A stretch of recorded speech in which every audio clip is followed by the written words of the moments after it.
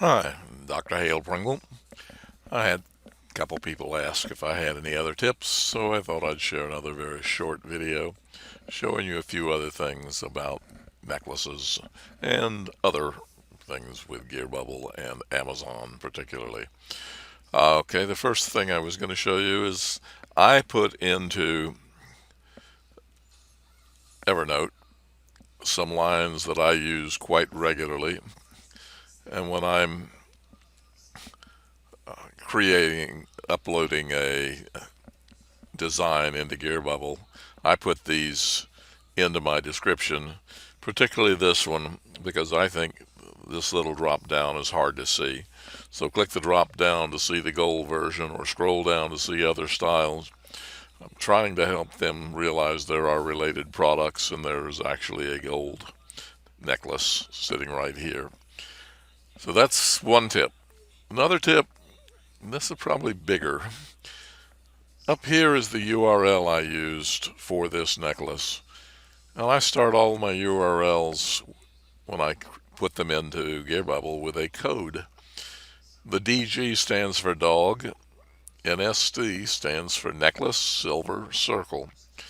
All of my dog products, all the niche products that have to do with dogs, start with DG.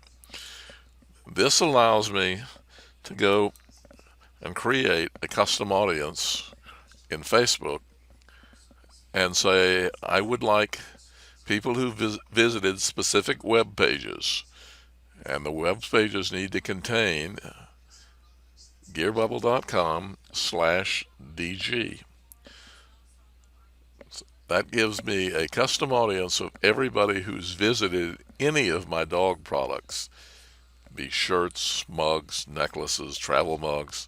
If I'd like to create a custom audience of just people who looked at mugs, I could make this DGM. But that way, this custom audience constantly gets larger every time I create a new dog niche product. They automatically go into this custom audience and I get a bigger and better group. And this makes a great group to market to because they've self-selected themselves saying, maybe we're not buyers, but at least we walk in the door and look at your products, which is a heck of a lot better group to advertise to than people who have never walked in a store, a t-shirt store, or you have no idea whether they're interested at all. So just by setting up the URL when you originally create the product, you can be creating these custom audiences later that get bigger and bigger and are really very good people to market to. So that's two tips. So let's go back now and get back to the necklace. So I'm going to go to the live page. Here just are my folders, just to reiterate. DGM 15 is dog mug 15 ounce. DGM BLK is dog mug, the black one. So each of these folders contains the images for Amazon that are relevant to the black mug, the color changing mug, the travel mug. And so later when I'm looking to create the products, and I set them up as parent-child, one parent for this design with lots of different children. We're interested in the necklace. So I'm going to go to the necklace, and what I really need to do first is save this image. So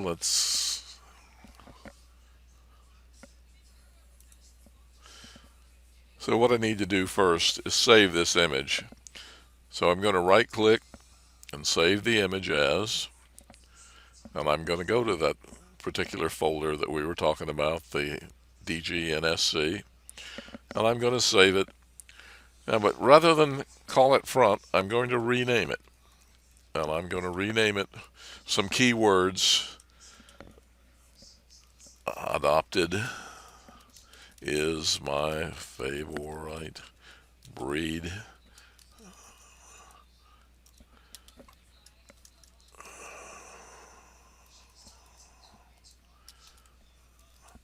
and I put the letters ORIG for original.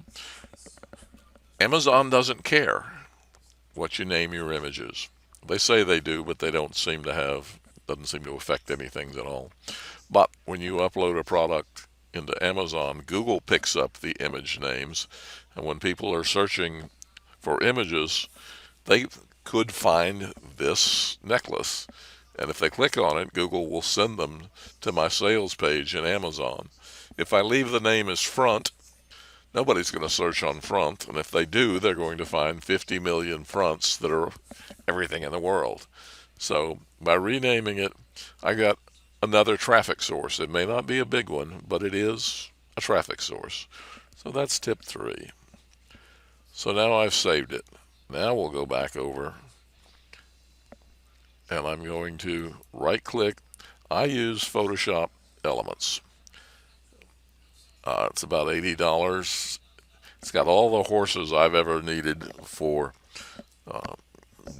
doing this type of creating memes and creating Amazon images, and I've been doing those for several years. So here is our image.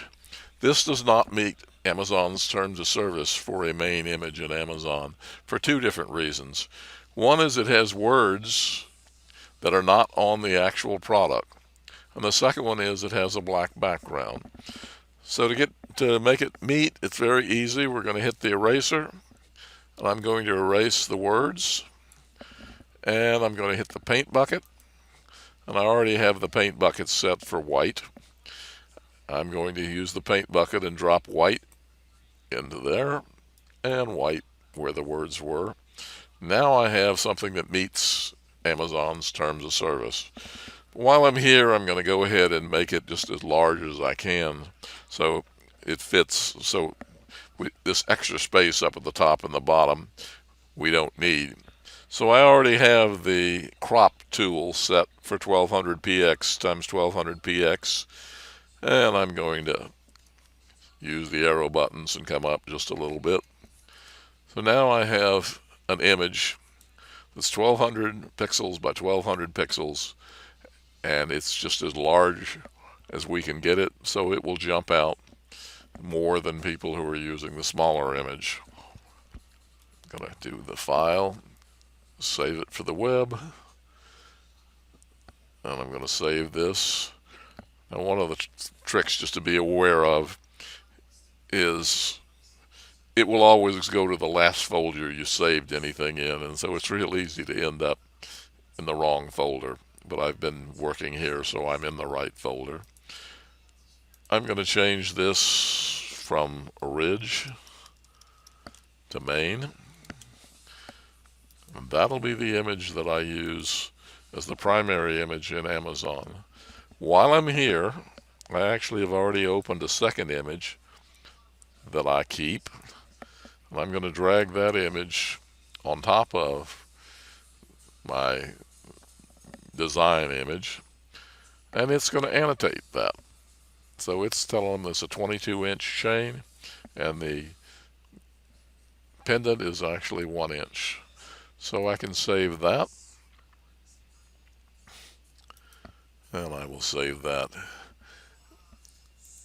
and change the word main to ANNO for annotated.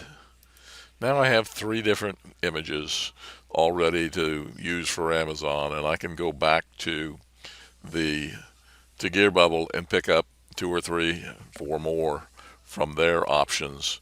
So there's my main one, which is a white background with no words. There's my annotated one, which has the links of the chain and the size, and the original one, which has the Made in the USA on it. So there are several tips on working inside of Amazon with Gearbubble necklaces. Hope this helps. You have a great day. Oh, hail yes. Bye now.